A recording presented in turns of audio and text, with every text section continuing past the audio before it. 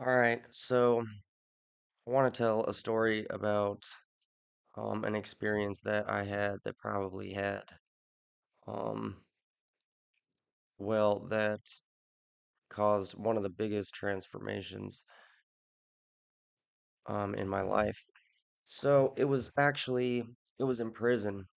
Um Back in I want to say maybe 2011. I believe I was like 23 years old at the time. I was living in Florida, St. Petersburg, and at this time, I had gone through a lot of stuff, had already been culmination of things. My kids had one of my kids died, the other one was taken away, and so because of that, I ended up spiraling out of control, all the way out of control, and I became this crazy drug addict. Right? My drug of choice was opiates. I liked Oxycontin, Oxycontin pills, and then eventually I ended up getting or using the pills or the opiates intravenously, and that would eventually lead to also, smoking crack cocaine, smoking crack, man. Terrible, terrible. Embarrassing to talk about, but at the same time, I think at this point, because I've gotten past it, I'm I'm not really ashamed to say it anymore because I've gotten past it. And a lot of people they don't really ever come out of their addiction. They just stay there forever and continue to self-destruct. So before I went to prison, um, well, yeah, I was a drug addict, and I ult I remember I had gotten so bad on drugs that I just remember I needed to go to prison. I wanted to go to prison, specifically prison because, if I got some 6 month sentence, I wouldn't have changed. 6 months wouldn't have been long enough for me to come out of my addiction and really you know, change my habits and just be able to break the addiction. So I went and I committed the most blatant, most public crime that I could possibly commit. Man, I'm kind of ashamed to say I ended up just doing purse snatching at a gas station. I just went and snatched some ladies, some older ladies' little um little wallet, whatever it's called, I don't know, but dangling around her wrist, I just ran up behind her, snatched it, and took off. Quickness. Ran all over the place, and I took the credit cards out of her wallet, and I went to a gas station. I bought a carton of cigarettes and a sub. Right? Carton of cigarettes to trade for some crack and a sub sandwich because my crackhead ass was hungry as hell. All right. So I remember sitting off in the corner after I had stolen it, I was, every criminal returns to the scene of the crime. It's funny. So I was off behind the bushes somewhere eating this sub, skinny as hell, Sure you see, I was super hungry, eating the sub, watching the police um walk the dogs all around the area where I snatched her wallet, and dogs were trying to get on the scent. So I ended up going to prison, and one of the first places that I went after the reception center, I went to this, um, gosh, I forgot what it was called. Anyways, it was a minimum security work camp, 'cause I really hadn't done anything crazy, and it's first time in prison, so they sent me this minimum security work camp. And, you know, while I was there, it was an open bay dorm, 72-man dorms. Okay, and I was honestly, first time in prison, I was pretty scared. Wasn't really sure what was gonna happen, while I was in the county jail. I was doing a lot of exercising, preparing for I was preparing for all the stories everybody had told me to be true. Because in Florida, everybody calls prison in Florida gladiator camp. Um, so I go to prison, I get into this work camp, 71 people, and I didn't really know the rules of prison, the unwritten, unspoken rules of prison. One of the rules in prison is that you don't want to be too friendly.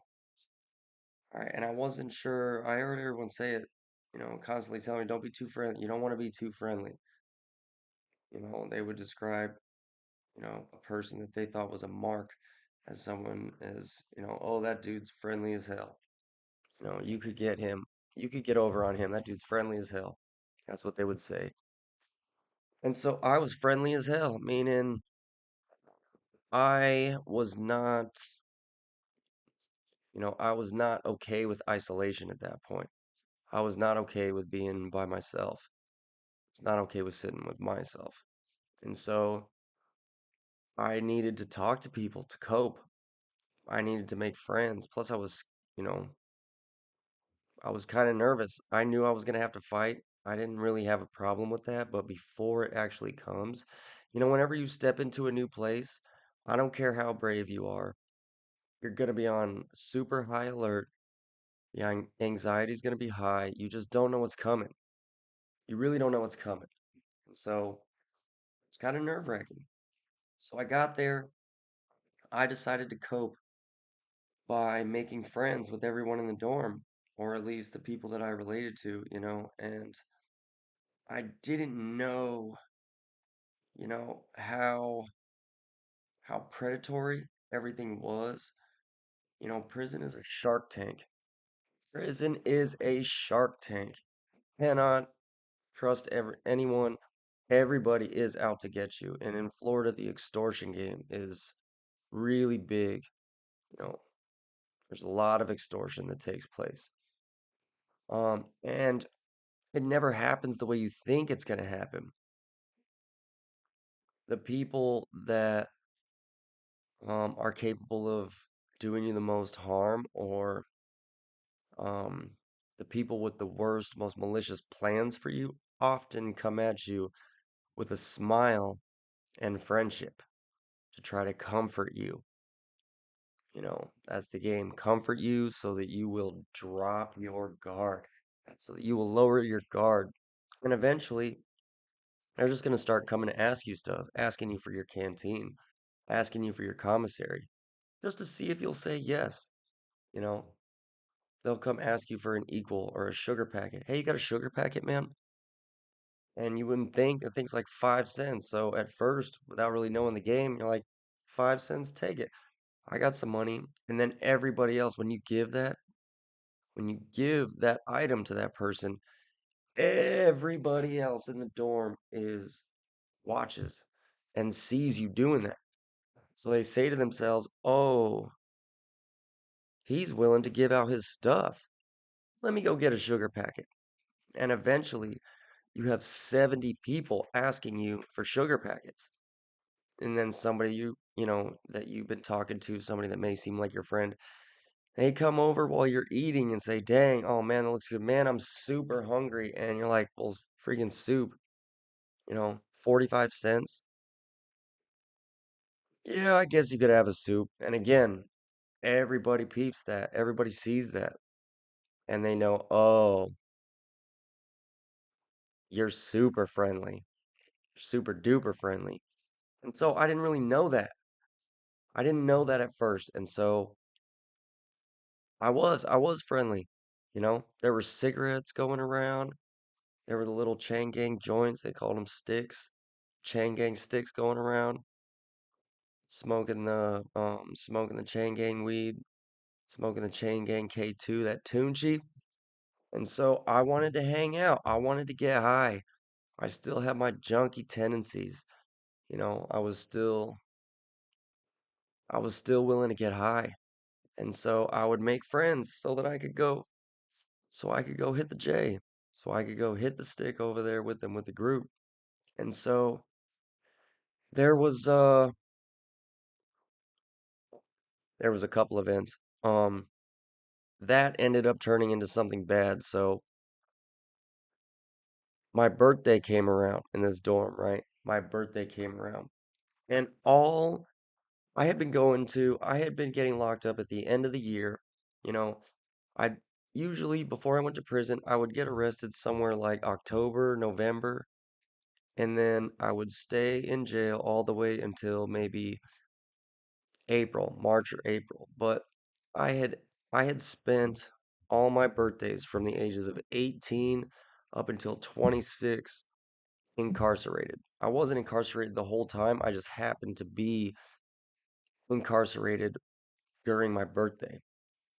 And so this birthday came around, and this was my first birthday in big boy prison, my first birthday up the road, up that road, man. And so every year on my birthday, I had gotten used to this by now. I always used to get birthday licks where basically, you know, you get hit, you get hit, one for each year,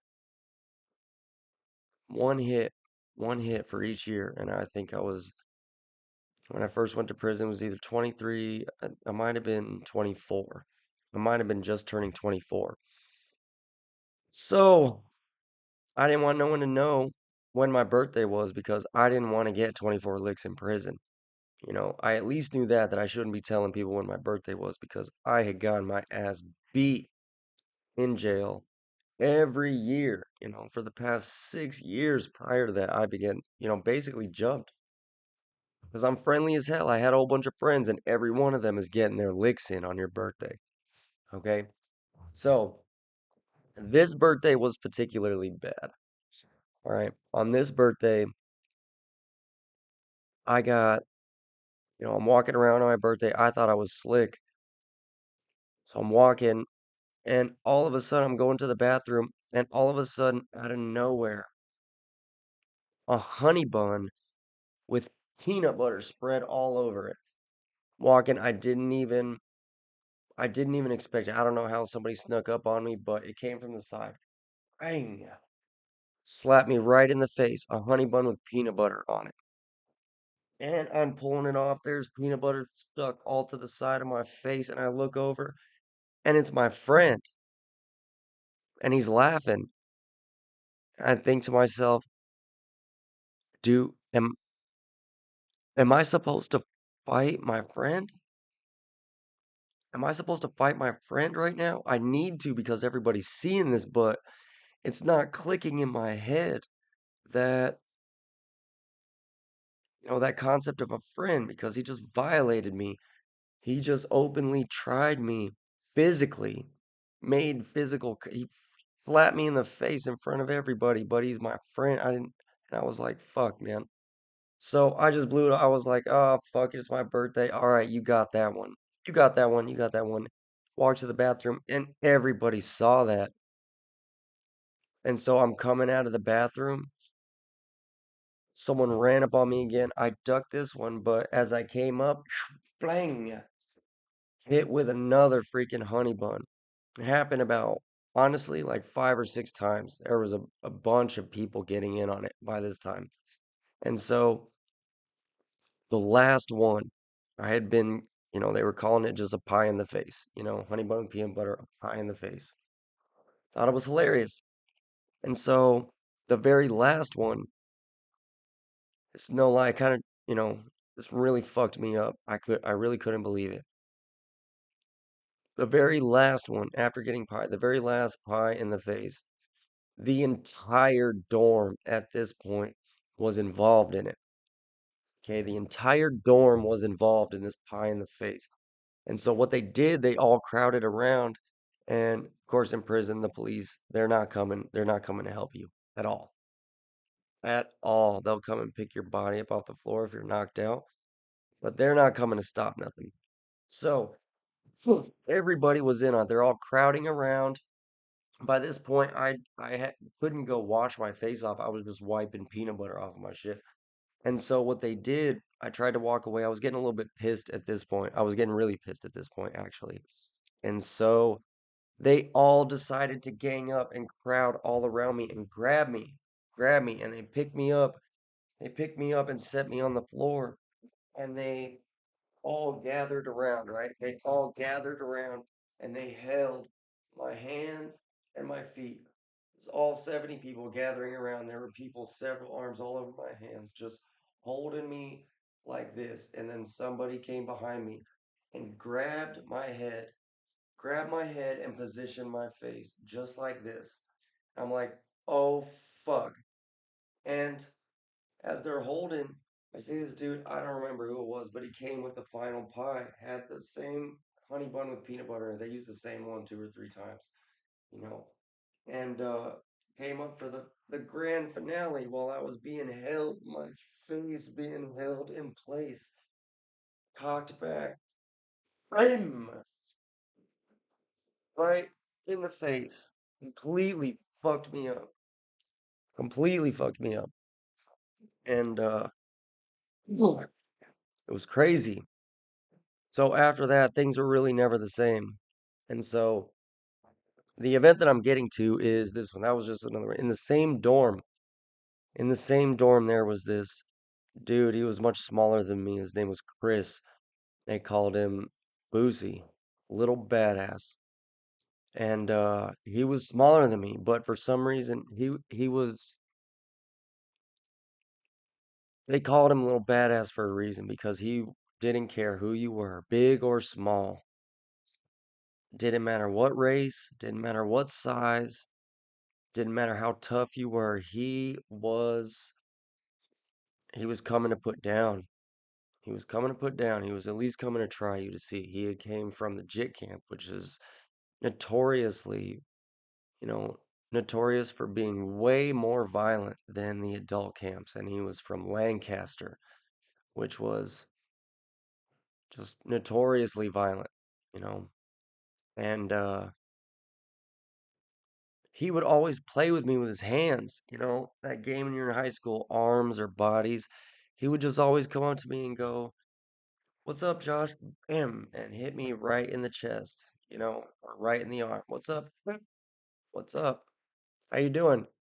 I'll be like, "Motherfucker, you better stop hitting me. You better stop it." And he wouldn't. He'd be like, "What's the problem, man? I'm just kidding. Come on, we're friends, man. We're friends. We're friends, bro. Come on, chill out, man. Chill out." And I was just getting pissed. So I told my buddy I was sitting one day, I was like, "Man, if he comes and does that again, if he comes to play with me again, he's gonna have to tie me up." And so, um, so it inevitably happened. He came, hit me one more time. He didn't punch me, but he came over and said, "Hey, what's up, man?" And just slapped me right on the chest. And I was like, "Oh, man, all right, come on, catch that corner, tie me up." And so he immediately was with it. He immediately was with it. We got back to the court, the blind spot in the dorm, and um, so we square up, and this dude, every time I had watched him fight several times, and he had this move that he always started with every time, and so I was expecting it. What he would do is, what he would do is he would square up with you, and then he would just swing wild, and then go down to scoop you, pick you up, and then drop you. Every time. He did it every time. And so I was ready for it.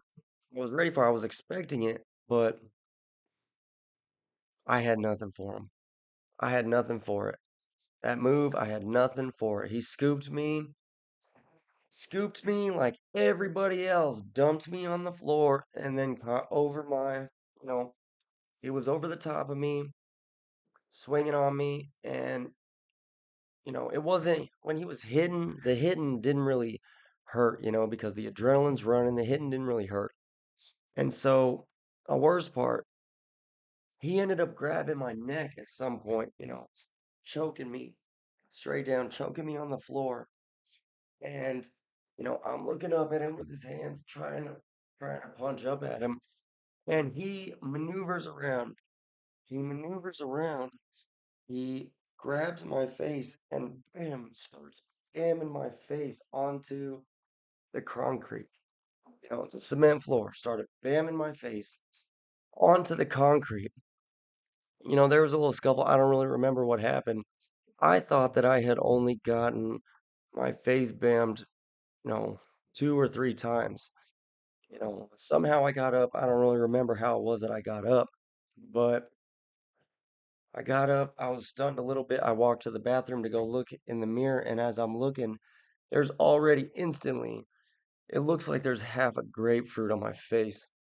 And so I'm in the mirror. I was like, oh, hell no. Oh, hell no. And I walked back. And I was like, Boosie, catch it again. Catch the door again. Round two. You are not going to do me like that. I'm not going out like that. Get it again. Tighten me up again. He was like, dude, this ain't what you want. This is not what you want, dude. This is not what you want. And so went back again, and I ended up losing again. I ended up losing again. He had me on the ground. He was choking me. He was choking me on the ground. And, I just remember trying to swing up and grab, and I ended up blacking out. I ended up blacking out. And when I came to, when I remembered coming to, and I could finally see, and I was aware again, I saw somebody that I didn't know had pulled him off of me, and was holding him back. And so that was the end of the fight. And the transformation that happened, and I don't even know if this is a good thing or not, but what happened is that in my mind, because a stranger had to pull him off of me and I blacked out, in my mind, I had fought to the death and lost. I had fought to the death and lost. And I really felt like I died, or I could have. I was saved by the grace of some dude that I didn't know. And after that, the transformation that happened was that after that, my fear was gone. My fear was completely gone. And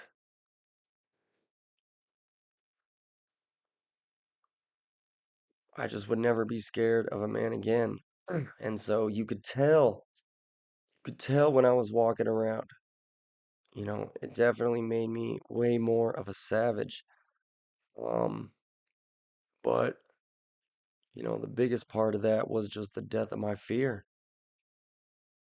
There is nothing now, after fighting to the death and losing, there is nothing in this world anymore that could hurt me more than that. And so, I used to think that that was a good thing, being fearless. But then, you know, after that, I ended up, the fight that got me a massive amount of respect in that people there knew that I would fight. So I didn't really have that many problems after that. I mean, I did have a lot of problems after that, but I started all of them. I never let somebody come and play with me again. That was also that that dorm also taught me about being friendly. And that is something that I am coming to see is massively toxic. For me at least. I don't know how it is with other people. Maybe other people are okay with that. But now I have this mentality of like, you can't be friendly. You can't be friendly because you are going to get you're going to fall into a lot of traps. Say that. You're going to fall into a lot of traps, and, you know, your ability to trust will end up getting destroyed. That's what was in my head. And so I came out here and I wasn't friendly anymore. And you could tell in my demeanor that I had been through some things. After that, I ended up shaving my head and I went into isolation. I went into solitude. I didn't make friends anymore. And then it carried over into the real world. When I got out, I still didn't make friends. And the problem with being, high functioning with a bunch of toxic traits like that is that you perform well enough that you really don't need anybody. And so if you don't need anyone and mix it with not being friendly, well, let me rephrase. When I took that trait and mixed it with not being friendly, um, I never made a friend again. I never did. To this day, I'm trying to get over it now, but to this day, I can't trust people. After getting pied in the face all those times, can't do it.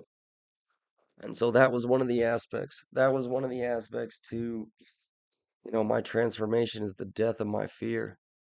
The death of my fear and um the death of my friendliness, you know. Two of the aspects, two of the character traits of the old me that died while I was in prison.